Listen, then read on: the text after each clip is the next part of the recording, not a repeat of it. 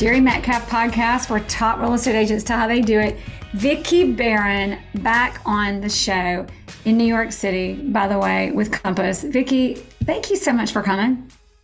You are welcome, and thank you for having me again. You're amazing. Back at you. Anybody who's in breakthrough luxury coaching with me or has even talked to me knows I'm kind of a fan of Vickey Barron. Kind of love this woman. So it's awesome to have you back. A few things.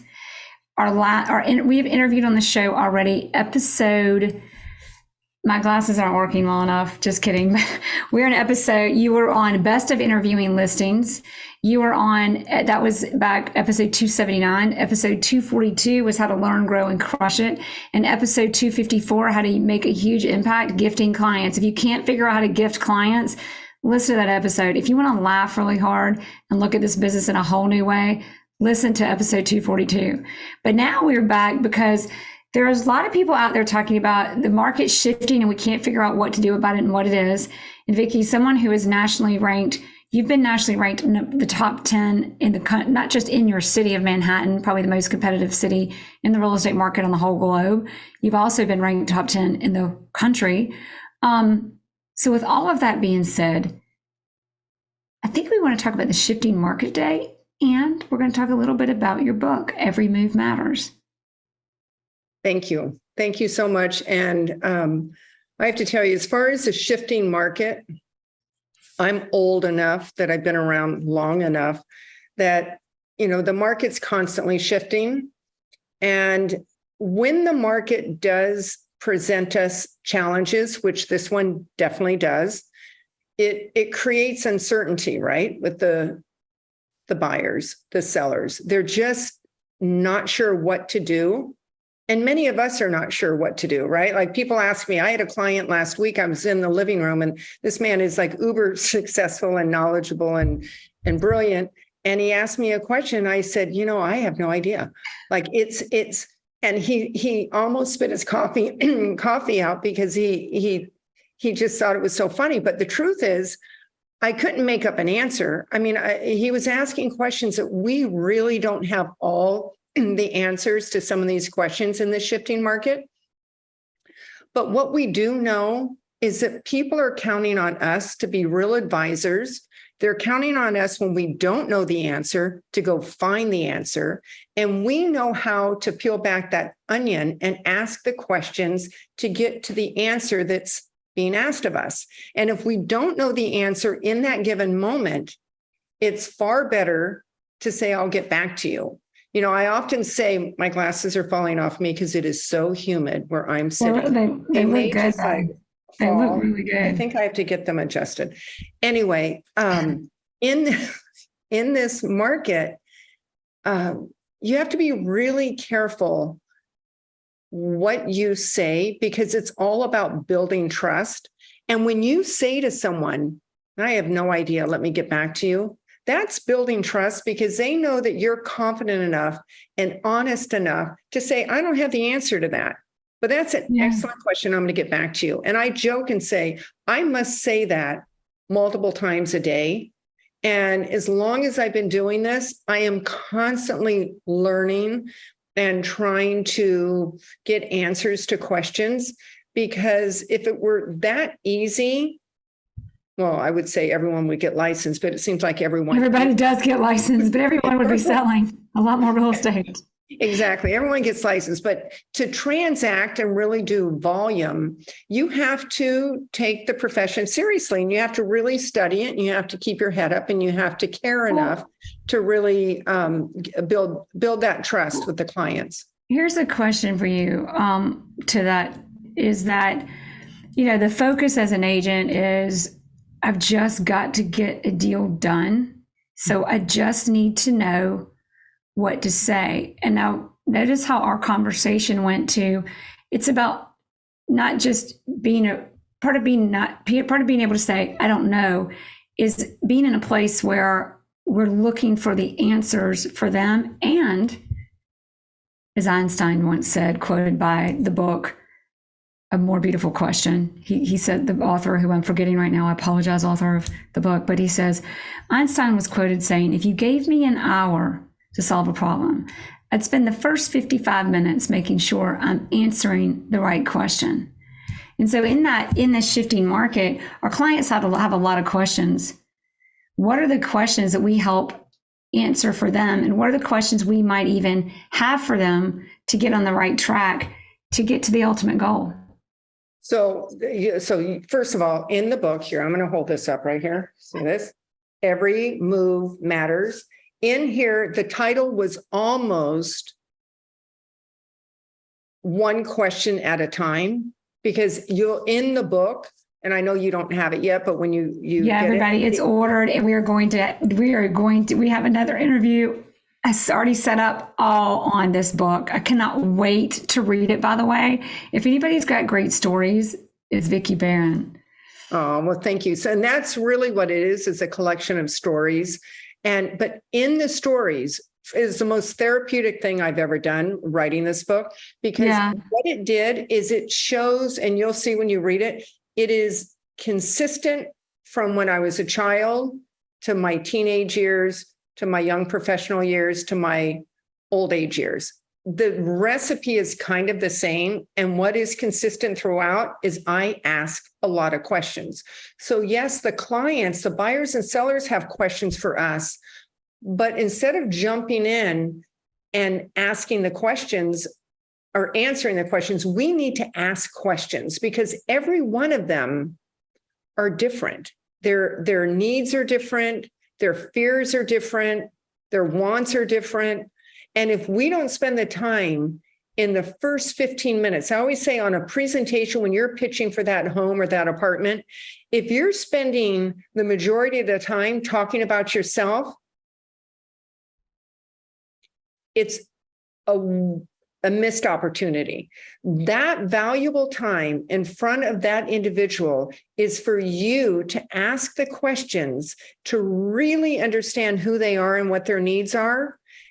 And then you can go into the next step of answering the questions that are important to them. But if you don't know who they are and what their real needs are, how are you going to answer? You could just rattle off. How do you know what you're telling them matters? Why do they care? Exactly. And don't assume, and the biggest problems are where the core of the problem is the core of the opportunity. It's where the opportunity comes out. But if you assume you know what they want or know what their problem is, you missed. You know what I was thinking of recently is that there's so many people, so many agents, when I'm giving courses or lectures for continuing education, they come up and they're all like, how do I become successful? How do I become, this super broker? Well, it's one step at a time, and it's one day at a time, and it's one question at a time. Mm. So what I say to them is stop chasing success and attract success. And when you attract success, I always say this with open houses, the agents that do it really well, you see the agents that come back Monday morning after holding the open houses on Sunday, and they've got their list of people that have come in, and they're chasing them. They're calling them, they're emailing them, and they're chasing them. And I've always said for 20 plus years, if you hold that open house correctly, they will be calling you. You will not be chasing them. Because when you take the time to do your homework and really be an advisor and have the knowledge, it is going to, and spend the time to get to know that person standing in front of you. One of my favorite things I do in an open house is if I had, when I started, I converted a lot of for sale by owners. So they were lower priced, 1-bedroom apartments. So I'd have the open house, and I would spend the time to go in physically and almost every 1-bedroom within, a 10 block radius of where my open house was. So then when you would walk into my open house, I'd say, oh, welcome. I'm going to give you a show sheet wander around. If you have any questions, I'm here to answer them. And then I'd say, is this the first open house today, or have you already been to several? And they go, oh no, we've been to 2 so far, and we have 4 more to go to. I said, well, walk around, and I'd love to know already out of the 4 where this ranks and how it compares to the other three, if you'd be kind enough to share. Oh, yeah, no problem. So they'd walk through, and some of them would say, no, it's too small, or it's too dark, or whatever the issues were. And I'd say, so have you seen the one on 135 West 79th Street? And then look at their paper. They go, oh, no, we're going to go to that next. I said, oh, you're going to love it, because that one does get a lot of light. It faces south. It's amazing. You should definitely go check that out. And, and another one, are you going to the one on 82nd Street? And they go, oh, no, I don't have that down. Oh, you should definitely go see that one. That one is similar to this, but the living room is 2 feet wider.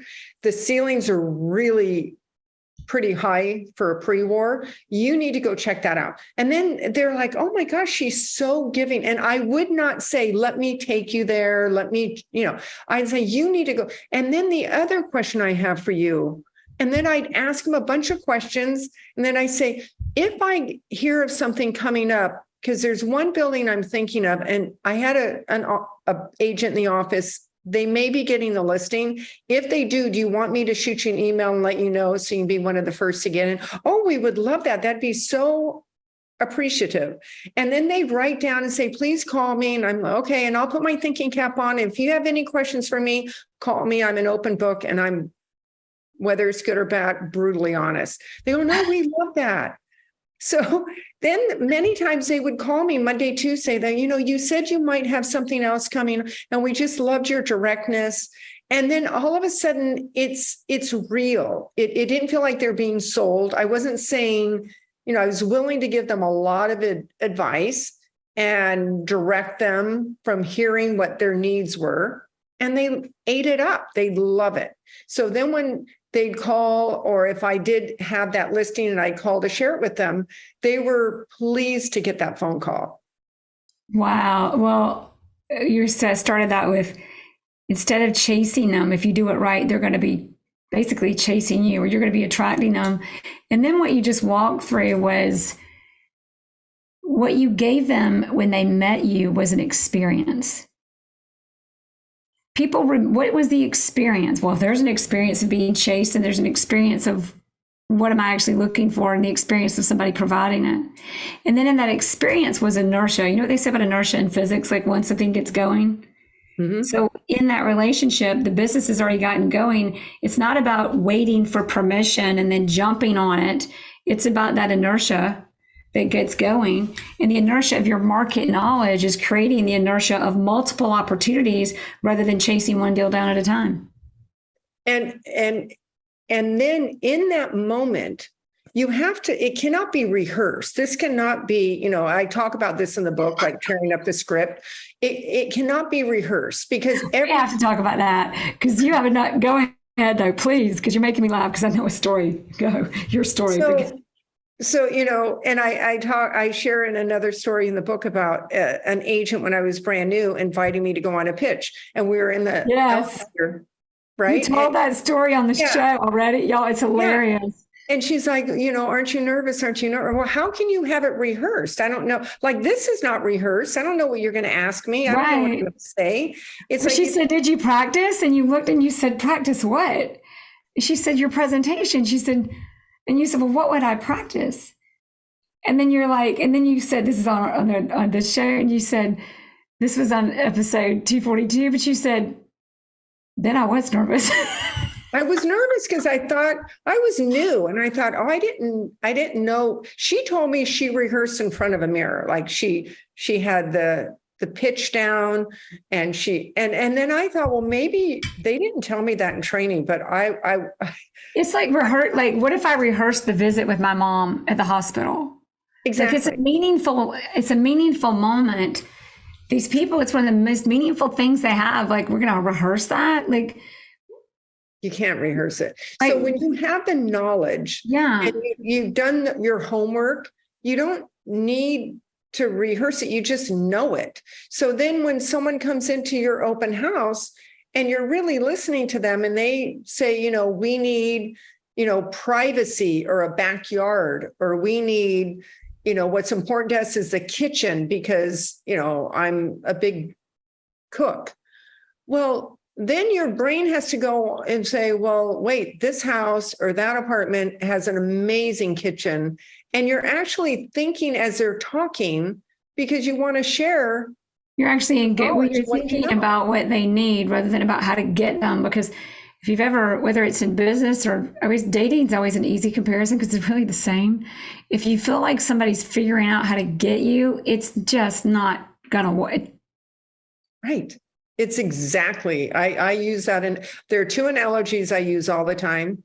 Healthcare, I think the doctor-patient relationship, and dating. When people are trying to date, same thing. If you chase them so hard and you appear so desperate, you're going to chase them right out the door and they're definitely not going to be calling you back. And it's the same with our business. But when you show and present value and a person of interest and something substance that you can share with someone else, then you engage in an authentic way. And the opportunities, there are opportunities everywhere. I'm a huge believer in abundance. God. And there are doors opened up. And it's sad because I see some people, I'm like, they don't even see that the door is open for them to walk through because they're so busy.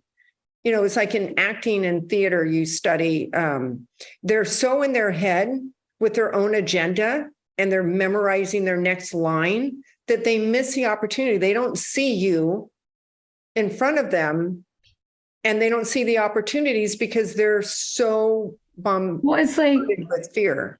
Right. Or it's like, I always say, like, and I've got a question for you about this and how you saw things differently at a time when we didn't have so much ability to share this information in places and learn faster. But, people like go after a FISBO, like that's a deal. I've got to like lasso and reel in. And that's like a person who has a home and a life who it might be that might be one of 12 homes they own in Manhattan. And they might be getting ready to list something for 12 million or 20 million. And if you approach that with the right questions in the right way, that would be the invisible opportunity that you're going to miss if you're honed in on lassoing just what you see on the surface. Correct. Yes. And then they spend all the time just talking about how great they are and why the person would be an idiot not to hire them and how foolish they would be. And they're the ones who are going to crush it. You don't need to say that. Like just show your knowledge, but adding on how great you are, again, back to the dating thing, right? Imagine, I mean, I've been married my whole life, but imagine people dating. Oh, listen, you should date me. I'm so cool. And I'm the one. Like, you're like, why are you saying that? Like, who would say that? I don't know. Maybe they do now. Right? They might do that now. But it'd be curious. Like maybe we do a date. Like see how the dating world works, like online, and then let's compare that to how we market ourselves or our listings. So this is going to relate back to the book. Every move matters. It has multiple meanings. In all that, you've got some life experience. I think that how did you came to Manhattan and everybody had this idea we talked about on our How to Grow and Crush It episode, but you had it was like, this is how you do it. You call, you say this, you do this, it's kind of this, you go after them. And from the beginning, you just didn't do that. Where'd that come from? How you grew up, what you did before? Where would you pinpoint understanding that at such a deep level that you didn't let the influence of everybody else taint that? Leonard Steinberg did an interview with me last week, and he said, Vickey, somehow when everyone's turning left, you turn right. And I started laughing because if my mother were still alive, she said that constantly. She's like, Vickey, I don't know what it is with you. When everyone's going that way, you're going the opposite way. And I think what I learned as a child is I follow patterns in people. And some patterns, if it has a good outcome, you want to repeat that, right? Like if you look at someone is eating junk food all day, they don't have a balanced diet, they're drinking too much, they're smoking, their skin looks tired and they're overweight. Well, don't have that diet. Don't have that recipe.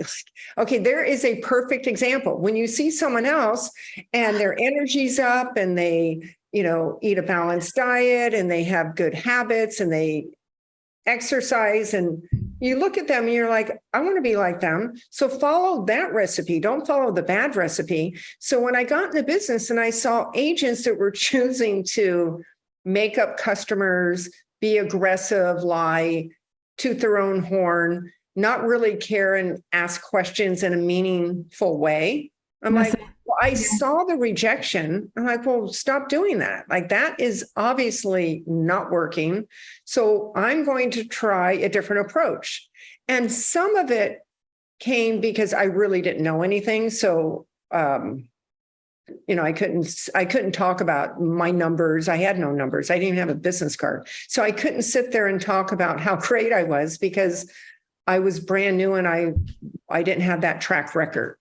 But I took the time because I was really curious. And that I talk about in the book. The curiosity is what keeps me going. I'm just curious why people behave a certain way. I'm curious why one house sells far better than the other one that's the same size on the same block. Why did that one outperform this one?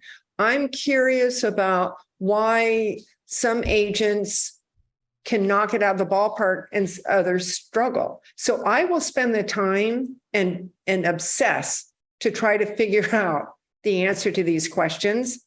And when I started, a lot of my approach was I was really, truly doing research. So I would go into that house and I was really trying to understand what the product was. And I wasn't focused on getting the listing. And maybe it's because I really didn't have the confidence that they were going to give me the listing, to be truthful, because why would they hire me? Because I didn't have any experience. So I approached it in a caring way. And I was just so grateful that they let me through the front door. And then while I was in there, I just asked a lot of questions and I would give them tips, and I was kind, and they found it to be a breath of fresh air. So, they would call me back and say, we've decided to hire someone and we want you we're going to interview 4 and you're one of them. Would you like to come on Tuesday? I'm like, oh, that's so kind of you. Thank you. Yes, I'll show up. So I think I got those interviews because the experience, as you said a moment ago, that experience was enjoyable. Yeah. And, I didn't annoy them. And I think a lot of agents just, whoever's teaching them to be really aggressive and going hard, and I'm like, yeah, don't read that book, or don't read that memo. 3 things I want to point about what you just said is, like, every decision we make, everything we do is based on a value, like everything. And the 3 driving values that you're talking about in that are curiosity, kindness, and gratitude. Yes. Whatever I do, it's with curiosity, it's with kindness, and it's with gratitude. Whatever it is. And that puts you, that's kind of like your compass to keep you on a path. If it's in curiosity, if it's kind, and it's in gratitude, you stay on track. Yes. Like somebody who, by the way, got one of the biggest listings in Manhattan, building developments, and in her interview with the developer, for whom your referral source said, whatever you do, these are numbers guys, and you hate numbers, and you showed up without numbers. And they said, what makes your least favorite question? What makes you the best person for the job? And 2 things you said, well, if you're a numbers guy, I'm not your girl. And the other thing, then they said, well, then what makes you great? You said, well, I'm a little outside the box. And then fast forward, it ended with a rap song by you. And in detail, this wasn't like some simple, cute little rap, but go ahead. But you know what? In that moment, in the interview, because I do pay a lot of attention to to numbers, but my number game is a little bit different because, and I've said this a number of times in different platforms, I think it's a disadvantage that a lot of agents focus so much on just price per square foot. Now, price per square foot is what investors do when they're buying the building, right? They have to, how many square feet can we build and what's the average price per square foot? That I understand. That's important. When you're reselling an apartment or a house, it's not just about the size and the square footage. There's so much that goes into it. So when I sit in a room and someone wants to just talk about numbers, I can give them numbers, but there's so much more. And if you're going to be a market maker and not just an order taker, you have to get away from those numbers and understand where the real value is. And the value is not necessarily in the size. And I've said this over the years, 2 handbags can be the same size. They're not selling for the same price, and they definitely don't have the resale value. And you can say the same thing about cars. They're the same size, but they're not the same automobile. And the engine's not the same. The leather's not the same. Nothing about those cars are the same except the size. So you have to really just understand when you talk about numbers, what those numbers translate into in value. Size doesn't really matter. Size does not matter. And first of all, the size is almost never accurate, right? That's our biggest challenge. I don't know about where you sit, but where we are, the square footage is always off. They all measure differently. Years ago, I wanted to start a third-party company that was going to be called How Big Is It Really? Because everyone has their own measuring type. Like it's 2,200 square feet. And then you look at the listings, the person before said it was, 2,400 square feet. Well, how big is it really? Because you can measure from the outside, you can measure from the inside. Did the closets get included? Yeah. Did they not get included? Then the depth, because of the wall depth and the heated square feet or not heated square feet. I mean, in Georgia, they actually had a lawsuit years ago that we were not allowed as agents to even quote square footage. And they're kind of found loopholes. Right? The only way we can do it is if it's in the offering plan. If it's a condo development, it's in the offering plan. But if it's not, if you don't have a document that exactly, you can't make it up. You got to share a document. And the documents are all different. That's the irony. Yeah. Because they measure differently. And even in those offering plans, how they measure it, some of them count common space, some of them count, and I tell my clients out, it's not, don't worry about it. Just, will your sofa fit in here? What about the dining room? Is it big enough? Does it feel right? And how about the square footages that have all that wasted space? Yeah, it's bigger than the last one I showed you, but you're never going to hallway. Yeah, I love it. Exactly. Okay. So Vickey, how did you get to be Vickey? Can we talk a little bit about like the life of Vickey and what the path, we've never talked about this before, like growing up, and what was it that set you on this path to get here today? What's the life story?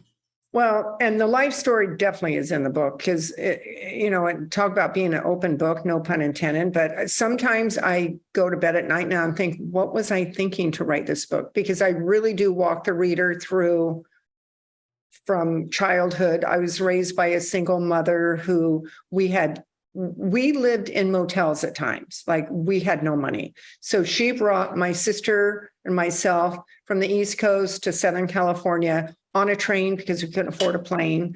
And we got to California. But this woman who I dedicated the book to her, when you look back on it, imagine the 50s and 60s for a single woman to work 2 jobs, figure out life, raise these 2 girls, and keep her head above water. She would take in ironing or 2 jobs and keep our house immaculate.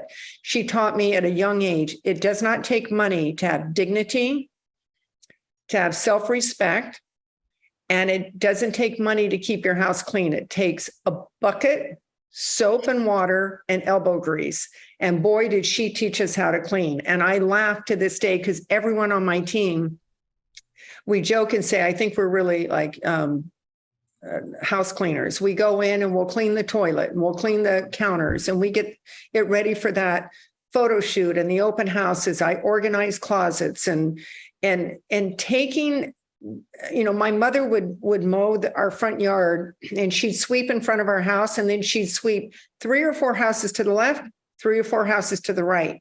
And people would come out and say, why are you sweeping in front of those houses and not just your house? And she'd say, listen, I just spent 2 or 3 hours cleaning my yard. The wind is going to blow. Those people don't sweep their leaves up. Those leaves are going to come down and blow in front of my house, and it's going to aggravate me. So I might as well take the time and clean it because they're not going to do it, and I'm going to end up with their leaves. So she always taught us go the extra mile and put in the work. So I would say for sure my work ethic and attention to detail came from this mother who was just determined to make the best that she could out of anything. And did you have any idea? So first of all, like I've been to your home in Manhattan or it was during COVID, so we had to sit in the lobby. But I mean, you walk in this place and it's like the who's who, just beautiful, the who's who. And you're just so down to earth.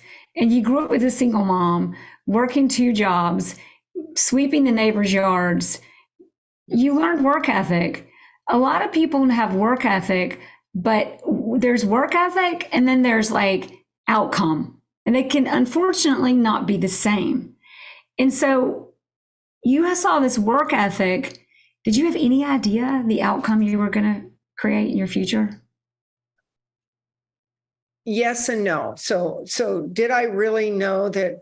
Look, what I do believe is where you begin does not define where you will finish. All right. So part of my inspiration to write the book is if there is any child, any teenager, any adult that is second guessing their worth and where they belong and where they want to go, I am a firm believer that you can be the architect of your life and it can look any way you want it to look, but you are in control of the outcome.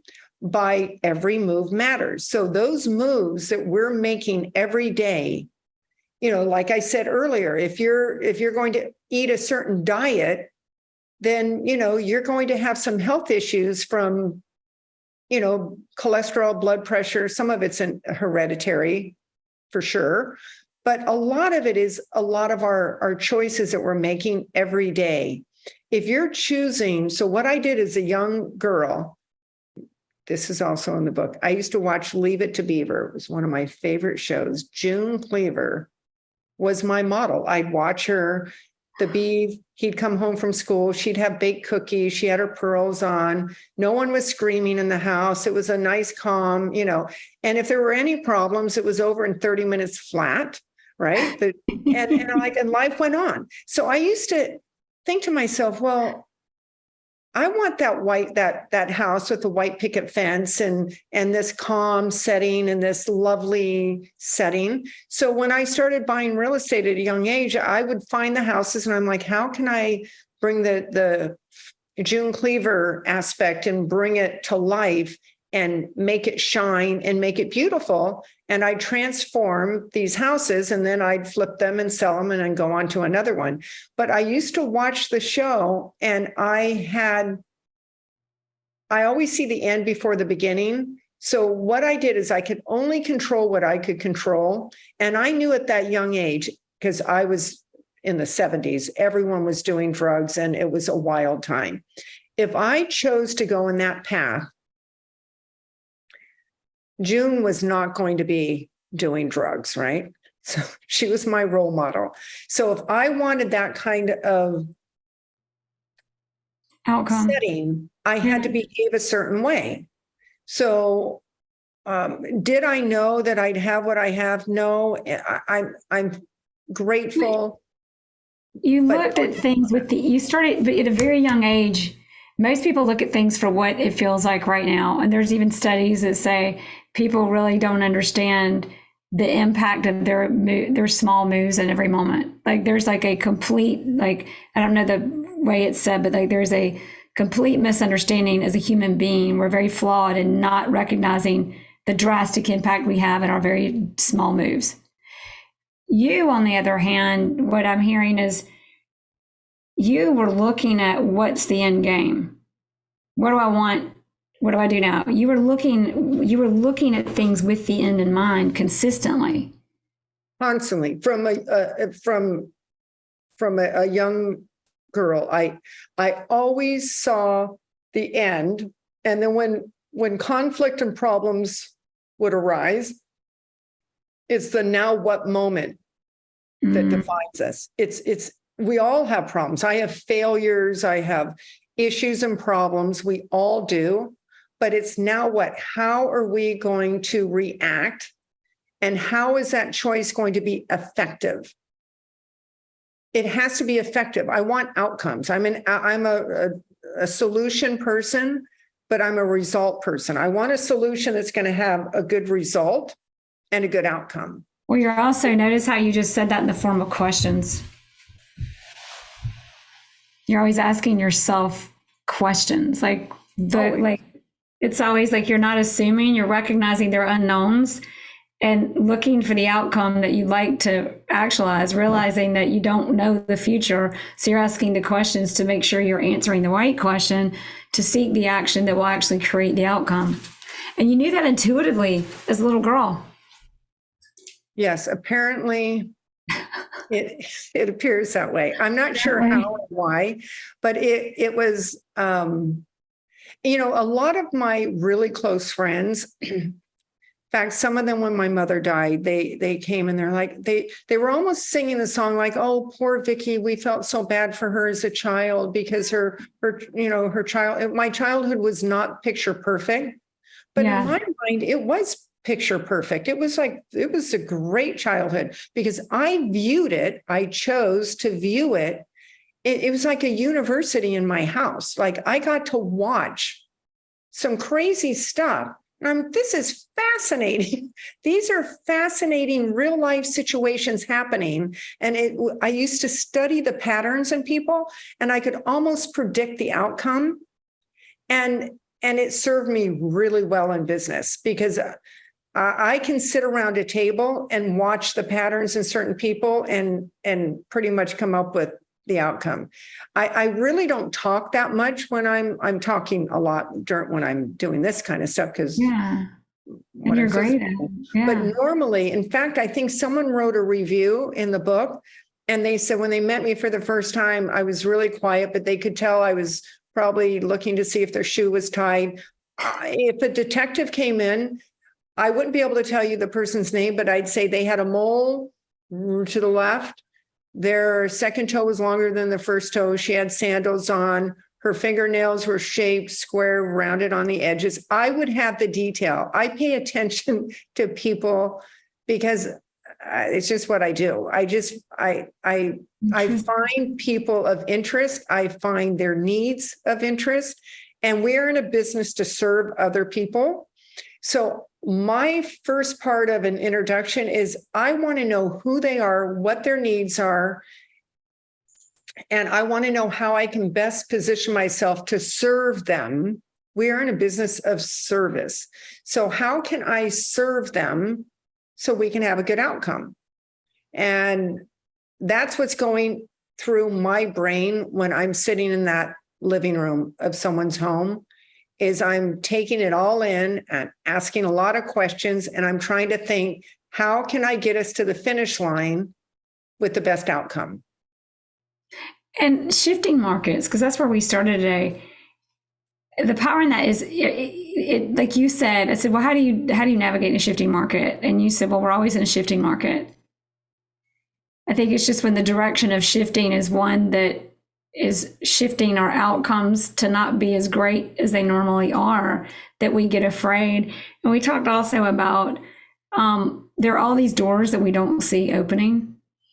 And that's where in a shifting market, I remember like when the recession, I was like, there are doors I do not see. There are doors opening. What the hell are they? Like when you see that in shifting markets opportunities, where are the doors you found that you didn't know they were there before, and how'd you find them? Or do you have like a story where something like that's happened? I think that what I try to do is my recipe works for me. It may not work for everyone. My approach is I take small steps, but they're meaningful steps. So I would rather spend my time picking up the phone, calling a past client to really just check in and see how they're doing. It's not, I wonder if they want to sell their apartment. That is not the thought. The thought is, I haven't talked to them in a long time. I'm so curious what they're doing. And I'm really just calling to check in to see how they're doing. It's not a real estate call to say, do you know how much your apartment's probably worth today? And if, you've had it 7 years, you probably might want to be moved on. Like it's, I just had the book launch 2 nights ago. And I have to tell you, I went to bed that night. I was overwhelmed with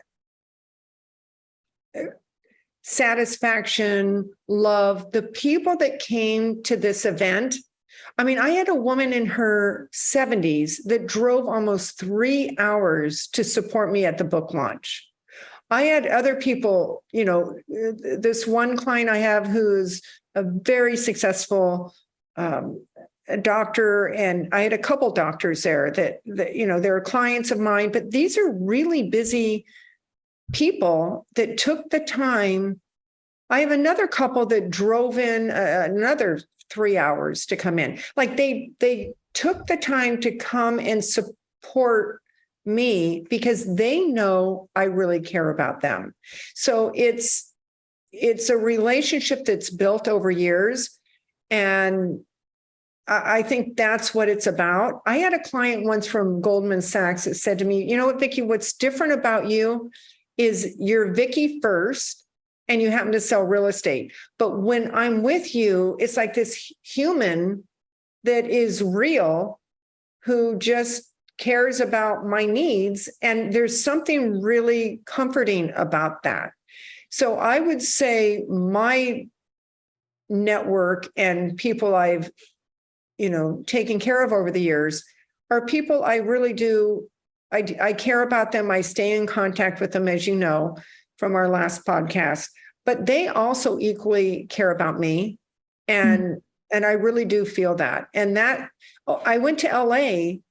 I think I told you this. This was in the winter. I had a client that came out and they've become friends over the years, and they stayed with us, and we went to their friend's house in Malibu.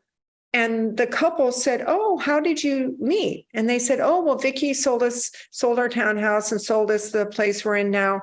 And they looked they said, "You're friends with your realtor?" They said it as if it was like, oh my, and she looked at her husband. She said, "Can you imagine friends with your and then she named their realtor's name. I'm going to make up the name. Could you imagine Tom coming over for cocktail?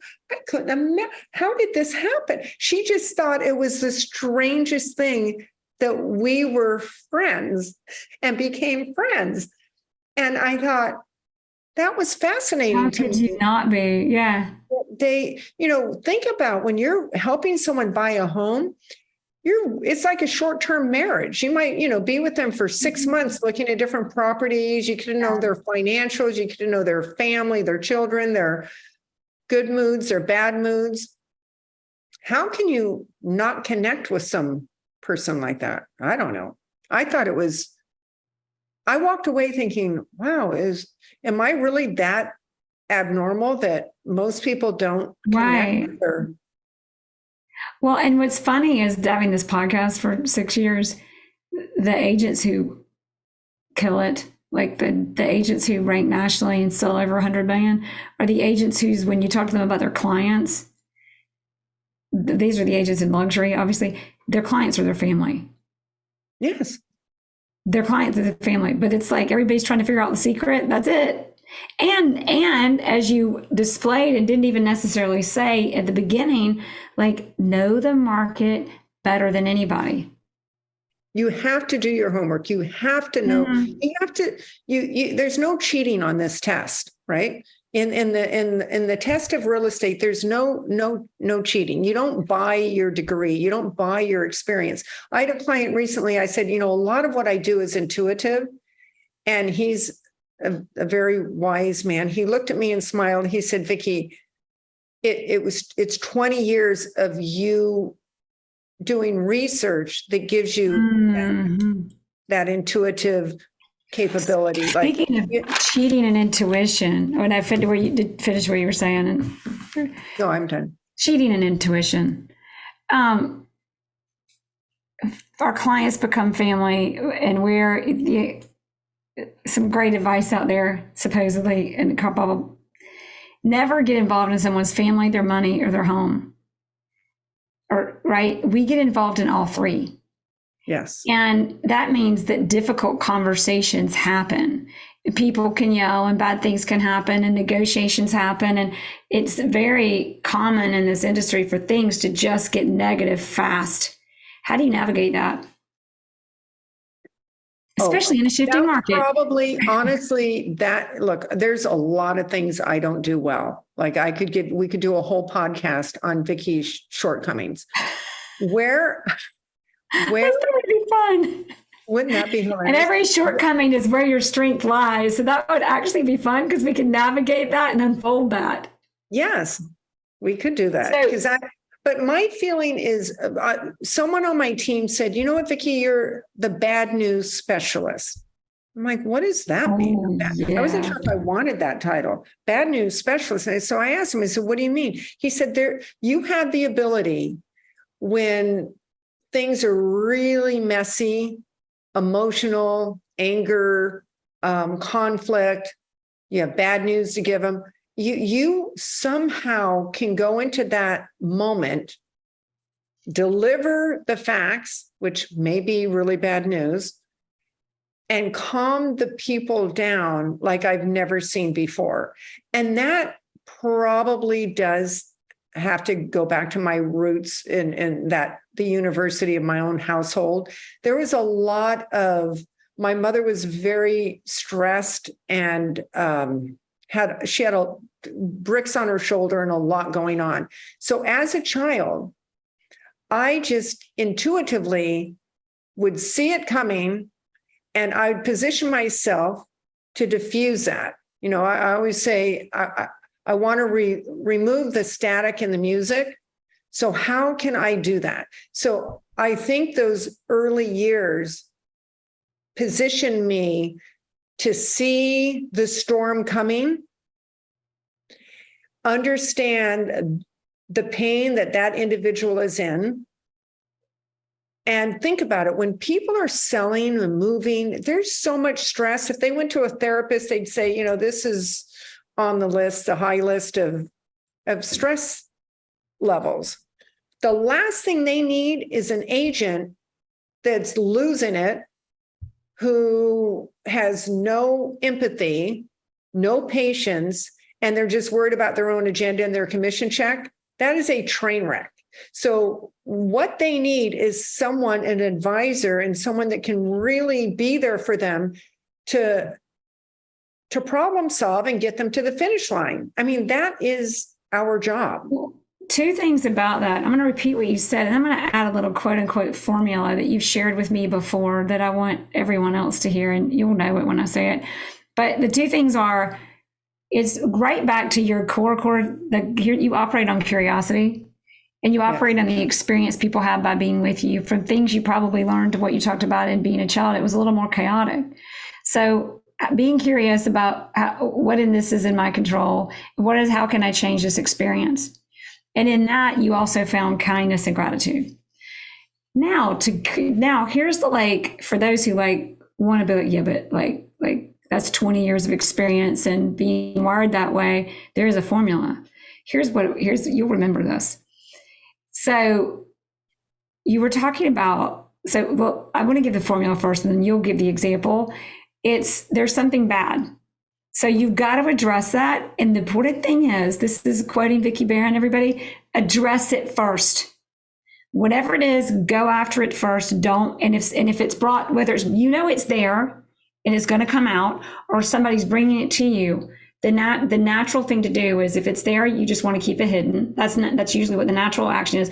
Or if somebody's bringing at it, you naturally want to just defend their attack.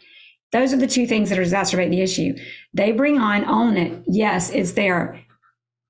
And then once you do that, you immediately go from there and pivot to, and this, two more good things. Example, someone walks into a building. Well, you know that the south view, or I don't remember which one, is going to be gone. And they're going to find out, but it may not be for 6 months. Hiding that is going to have, thinking about this with the outcome in mind right now, not going to be good in many ways. Lots of bad outcomes. Here's how you handle it. Don't look, they see this, what a beautiful south view. Well, don't look, it won't be there long. Exactly. If you come... and I'm interrupting you, and just wait until you see the north and the east view. They're amazing. So you go in and you add and you add and you add at least two more. I'm so sorry. So I always say, when you have to disclose, beat them to the punch. They're going to ask the question. So I almost want to get to it first. And if they don't ask on that showing, it's going to come up in due diligence at some point. So it's better to address it. And whenever you give bad news, never stop with that. In other words, here's how many people do it. They wait, and then you come in with your client and you say, oh, so are those lot line windows? Which means they probably will disappear and you're going to lose those windows and those views. And some agents will say, yes. Oh, is that development going up? Yes. And then they stop talking. And it's so awkward. The energy just goes dead.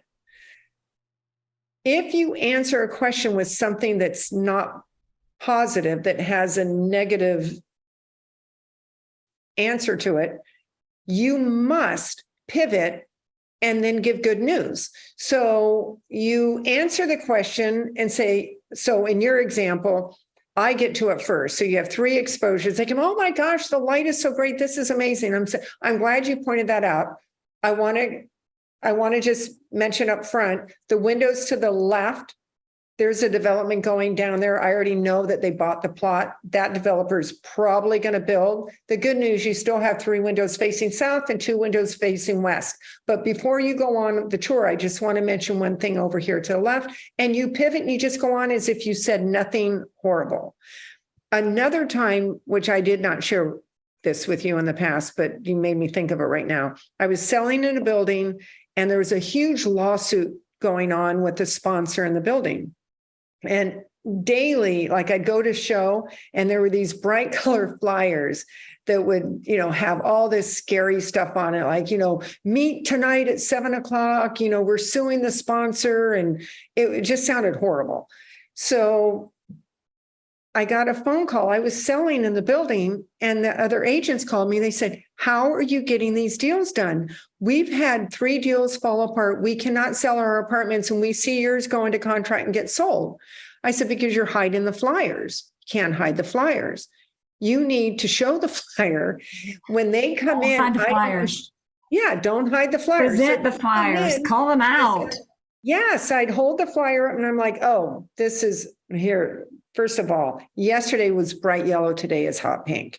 They're meeting tonight at 7:00. Why? Because apparently the sponsor won't open up his books. So there's a new managing agent on board. They have a lawsuit. They're trying to get the sponsor to open up the books. The good news is one of 2 things is going to happen. The sponsor will have to open the books. And if they find something, there's going to be more money that comes into the pile. But at the end of the day, the monthlies are attractive. We have money in reserves. There's no real issues. Those 2 will fight it out and life goes on. Now I want to show you the kitchen because the hood vents to the outside. People go, oh, okay. So then when they go to their attorney and the attorney would say, there's this lawsuit, they go, oh yeah, she mentioned that. if you don't bring it up and they go to the attorney and a lawsuit, she didn't mention that. She was hiding something. What else is she hiding? Trust and fear sets in. Yep. That's it. That's In the room, simple. you might as well address And it. everybody's running around trying to hide bad stuff and talk about how great they are. And those are the two things that will lose you business again and again and again. What is it about, and I could be skewed, but it seems to me that especially in real estate, hiding things and exaggerating or making it about us are the highlight and focus. And there's this undercurrent, there's this like belief that that is the path to success. A fear. People, look, why do people, back to dating, why do people have a photo that's 15 years old, a weight that's not even close to the real weight? The age is probably not correct. And they go on the first date and the person's looking at the other person going, who are you? You don't look like the photo. You don't weigh what you say. You're 10 inches shorter than you quoted. They're fearful of getting rejected. People have fear. And by the way, I have fear too. I'm too insecure to fluff. If I was ever on a dating, my insecurity is my mother once said, I have photos, professional photos done. She called me up, honey, Mom, I think you're a pretty girl, but you have that little tooth and you've got, the wrinkles, they're hereditary, but you shouldn't smile so much in the photo because more of your wrinkles show and that little tooth shows. And I said, Mom, thank you. I love you so much. But when I show up, I do not want someone to say, is your sister coming? Or, like I'm too insecure. I'd rather them see the Where's wrinkles. Vicky? Right. Let them see it up front. Like if I was ever I would talk about the muffin top. If you snore, might as well say it now. Like, why not tell the truth? So I feel that I'm as insecure and have the fear that everyone else does, but I'd rather get in front of it because my insecurity is I'm going to like toot my own horn and then they're going to find out that like it's a big fake. Like I'd rather just tell the truth. Well, it's funny how we assume, back to assumptions, we assume we know what people want. Or we're afraid the bad stuff is really bad. It's like, what if the bad stuff is the good stuff? What if the bad stuff is the gateway, like the bad views, the gateway to bring up the great views in the foyer and the HOA? The bad news is the door opener. It's the attention getter to open you up to what's awesome, to open people up to the conversation of what's awesome. And that's the very formula that you use.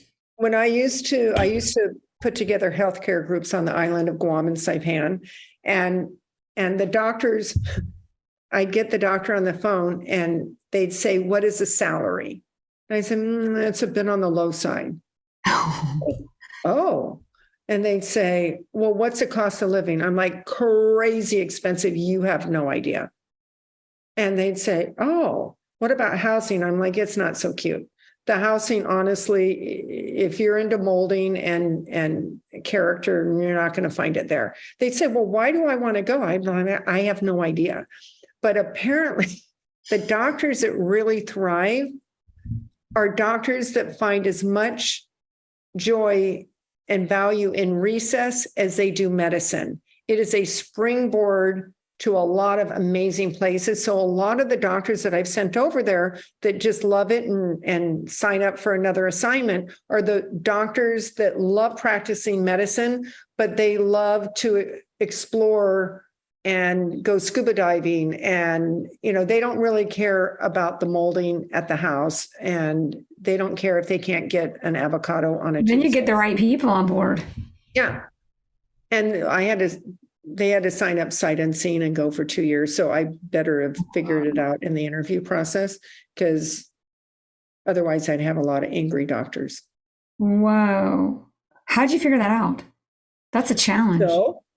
So how I figured that out is when, and this is a little bit of this is in the book, Dr. Gumbiner, who hired me, said, I need American trained board certified doctors on the Micronesia island of Guam. Well, I had never even stepped foot. But what I did is I did huge research to figure out, I used to call, I did the research on the island. What are the shortcomings? What are the strengths? Who are the people? I interviewed to figure out the recipe of the type of doctor that would be the right fit on the island. And what I realized, I could almost go to a medical conference and see them walking down through the conference and say, there's one, there's one, there's one. People say, how do you know that they're, look at the briefcase, look at their shoes, look at how they're dressed, I'd ask them questions in the interview. Where did they vacation? And when they'd say, oh, I went to Colorado Springs hiking. If they said they went to Manhattan and they had Ferragamo sunglasses on and they drove up in a Mercedes and they went to, the Met, they are not going to live on the island of Guam for 2 years. Chances are, or if their spouse was in that frame mindset, when I found the doctors that were, they really cared about their values were in different categories. So you have same thing with apartments. Someone said, what's that have to do with real estate? It's bringing people and places together. Once you figure out, look, in my world, pre-war, post-war, high rise, low rise, there's a lid for every pot. You have to ask the questions and know your clients, what they're looking for, so you don't waste their time. Because there's some people that are going to live downtown, uptown. They're very different. And if you don't understand the difference and do the homework to understand what to present to them, you're going to waste a lot of time. Listen to them. And then it goes into, in business, people always think, I got to get a client. How do I get a client? As if there weren't enough. There are just too many. Like in this doctor scenario, there are too many doctors. This seems like a difficult feat, but if I recognize that this is an experience of value to somebody, who are the doctors this would be valuable to? Being a real estate agent. We've got the property analogy, but then there's also who are the clients I'm valuable to? I really do feel that, when you look at that chapter in my life and look at the chapter and that's what's nice, I think, with the book is it's not a how-to book. It's not a sales book. It's a recipe that if the reader, which the few people that have read it and given some. No, you're already a bestseller in a few categories on Amazon and 13 5-star reviews. But anyway, go ahead. but the stories, and listen, my insecurity, here's what happens. So, I thought after I did the exercise and put all the work into writing the book, I thought, who is ever going to want to read this book? No one's going to want to buy the book. It's a bunch of stories.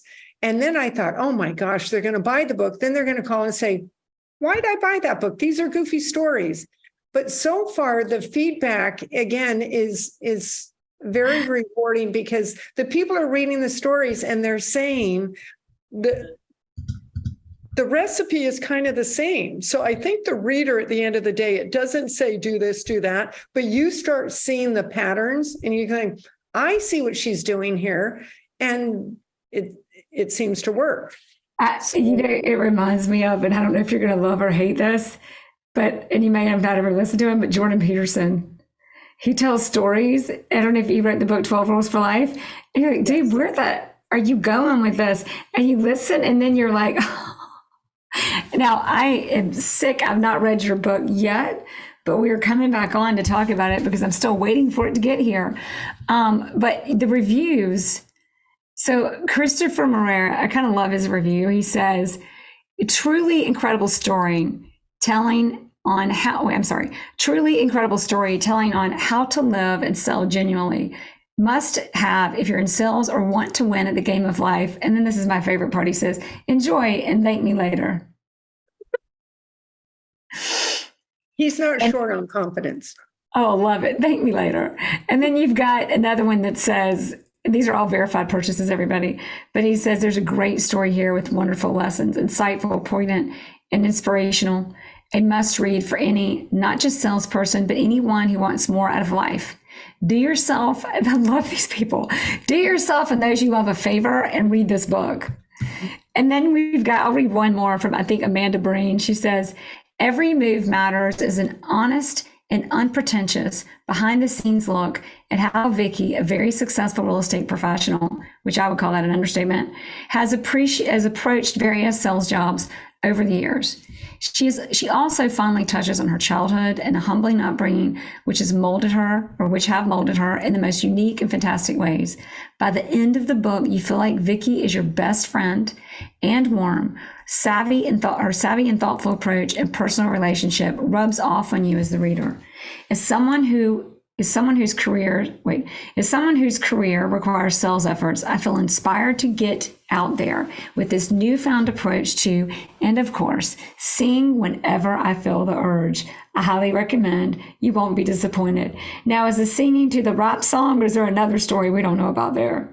There's another story that, yeah. Or do we not get to hear it today? Yeah, I do not have a good voice. Like, I can make a dog howl. I took lessons for 3 years and I paid.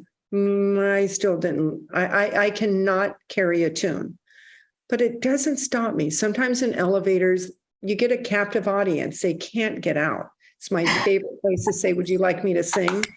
And people in the elevator, you know, it's funny. I've done it in cabs. I'll be in the cab and I'll say to the driver, excuse me, sir, would you like me to sing a song to you? And then everyone says yes. No one says no when you ask that question. So people will go, sure, or yes. And then I just let it go. And it's hilarious because I know I'm really bad, but people are nice. At heart, I think most people want to be kind and supportive. So they'll like, oh, that's good. Well, I know I'm really bad. Oh my God, how fun. Next show, you're singing for us. We did a rap song already. So next show we're singing.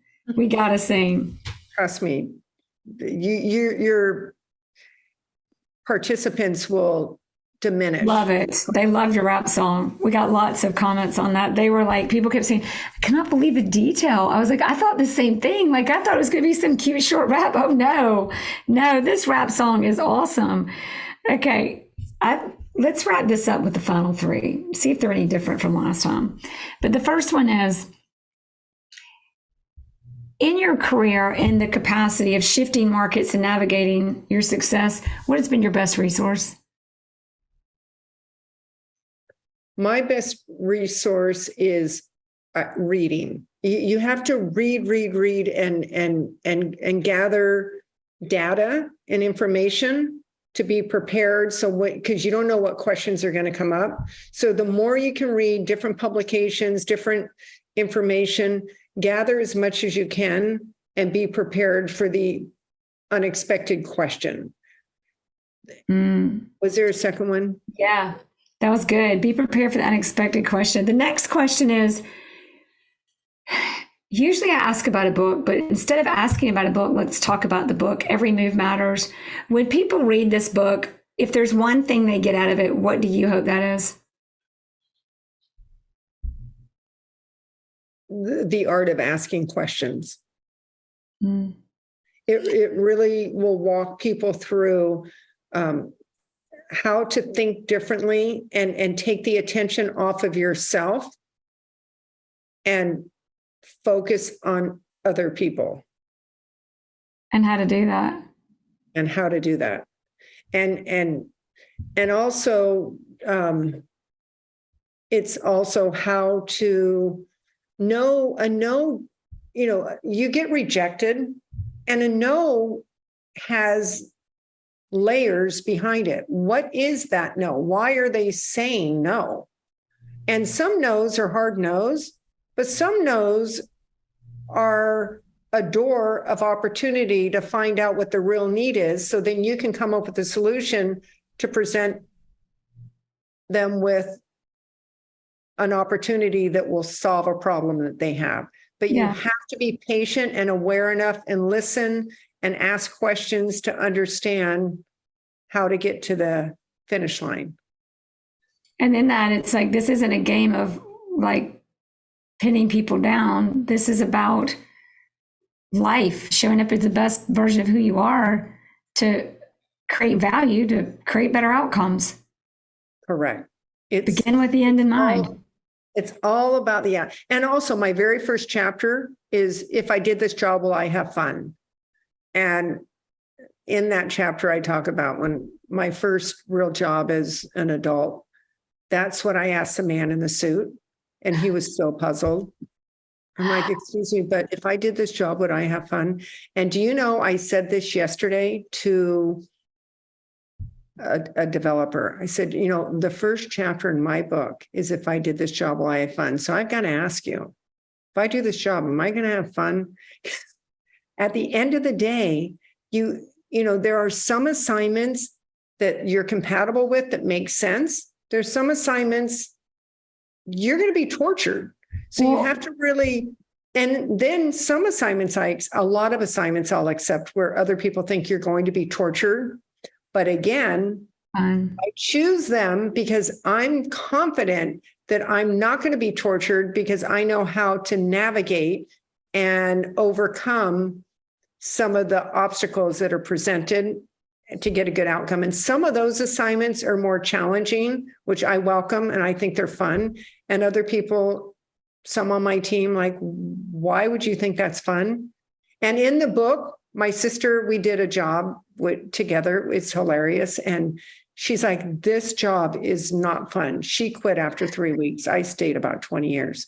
But I'm like, it's fun. You just have to look at it differently because sometimes it's how you look at it. It's a mindset. I look at it as it's going to be fun, and other people think I'm nuts because they seem fun in it. The funny thing about having fun, and in my world, it's just like there's no option. There are no other options. But the funny thing about having fun is some people would say, well, that's, you know, if you're the good Protestant American, that's, you know, it's all about work. If it's work, it's not fun. But whatever that is, the funny thing about fun is that's how you know you're going to do a good job. And also, you know what about fun? I would love my next chapter of my life. I'd love to study children. I think children are fascinating. But children, how are you bored? You know, there are adults in New York City that are bored. Like you're bored in New York City. This is a problem. Something's wrong. Like how can you possibly be bored? But even a child, like be bored. It was never, for me to go to my room as a child was not a punishment. My mother figured it out years later. Like send me to my room. I could be in there for 3 days by myself, entertained. I'd play movies in my head. I could just entertain myself for days. My sister, on the other hand, it was torture. She's very social. I'm an introvert. She was very social. And to be in her room or on restriction was painful. Yeah. For me, I didn't want anyone to raise their voice. I didn't want to disappoint anyone. I didn't want anyone yelling at me. But I could be isolated in a room and not be bored. I would entertain myself in there for days. You know, when it comes to being a real estate agent, I remember especially being new, being more prevalently aware of this to what you're talking about, being in your room and not being bored. Being a real estate agent, I remember in the beginning, I was like, this cold calling thing, I was kind of trying it on the side, but it wasn't working. So I had to go, so well, I'll do that because they said to. But then there was this other stuff I was doing to develop relationships and figure out off-market deals and zoning and like whatever was working. And fortunately, it was zoning and land and raw land. And then I had a friend who was this great cold caller. And the market was slow and he would be bored because he's like, well, I've done all my cold calls and nobody's responding, so I don't know what to do. And I thought, what do you mean? Like, how could you be doing like there are people out there and deals out there, just go make, like, you've just got to go get in it and meet the people and listen to what they want and identify where it is because you have the time and resources to do it and then have the conversations to put them together. Like, how could you be bored? It's the same thing. Like living in this world, in some ways it's living for you is how the only way, living for you and having fun is the only way you're going to be able to live for other people. Yes. Yeah. I love that. Like, it's just that like nails it. Like as a real estate agent, it's, if you are getting like, it's the kid going to their room. How are you looking at this? Yeah. It's, I don't know. There's opportunity everywhere. You just have to be awake and you have to be curious enough to do the homework. And that's where the shifting markets bring about. If it weren't for the shifting market, I would have never become a luxury agent and a premier luxury agent in Atlanta. And it was that shifting market that gave the problem, that gave the door to open. Last question. I want to ask you another question. Give us, if you have one, and then I'm going to ask you the last question. Like I talk about shifting market opportunities. Do you have like a shifting market? Like the market was looking bad and then opened this door for me that comes to mind? Yeah, the market was looking bad and I wrote a book. So the market, think about the pandemic. What's that? And then through that door, like it, I really do believe in abundance. And I also believe that we're all where we're supposed to be. And if we don't like where we are, then it's up to us to decide where we want to be. But then you can't just sit and wish for it. You have to put in the work to make that happen. But, in the shifting market, whenever a market is the opportunity that happened when the market's bad, the people that are scared, the clients, and for me, I'm available and I'm there to hear them, not sell them. I hear them, I hear their pain, I give them input, my thoughts, I leave them with that, tell them to digest, call me back. It's an opportunity to reinforce that we're people that are there to support them in any market. It's not just a good market. It's the good market, the average market, the bad market. We're going to be there for them no matter what the market is. And as long as they know that, and when they see that the market's, you're going to work as hard for them in the bad market as you are in the easy market. When it's gravy and things are selling off the chart, yeah, it's easy to stay optimistic and engaged. When you can still be optimistic and engaged in a challenging market, and it takes a lot more work. Look, we all work harder and make less money today. But when you work harder and welcome all those challenges, those people all come back to you when the market picks up. And it's, supply and demand. They need you. People need that. It's fascinating. It's not fascinating once you peel back the layers, but Zillow is dependent on real estate agents, not real estate agents on Zillow. Like you like people come, and a lot of agents think, well, like being an agent's all about getting the property, getting permission to be the person to put it in MLS. Well, if that's what it is, then they need to hire Zillow. Like, let's let Zillow take over. Like, if that's what you're thinking, there's so much more to it. Back to those conversations, back to that listening, back to what do the people need? Being curious, kindness, and gratitude. Thinking now about what the outcome is. Paul Orfla was the founder of Kinko's, and he said something. He teaches a lot in different colleges, and he said he said you should look at your business and be awake and aware that someone is about to eat your lunch. And I love that, because you have to be aware that and prepared for changing markets. Because when the market changes, and someone's about to eat your lunch, whether it's interest rates, the government, politics, lack of inventory, whatever it is, competition,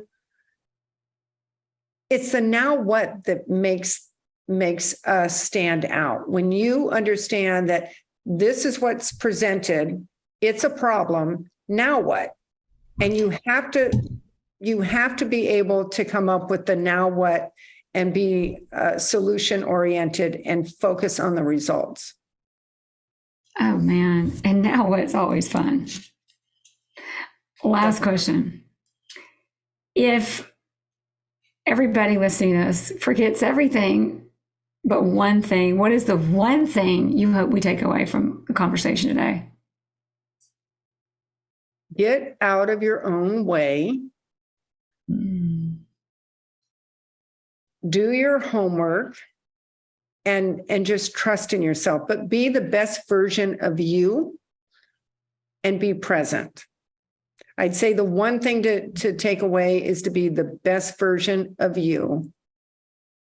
Don't try to be someone else. You're good enough.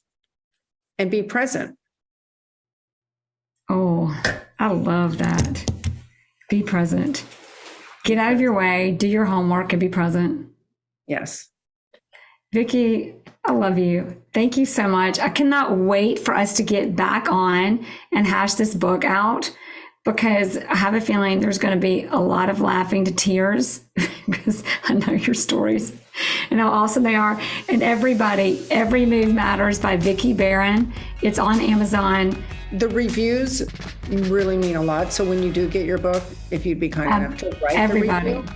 God, I want to put a review on now, but I better wait and read it. They'll be able to tell. Vickey, thank you so much. You are welcome.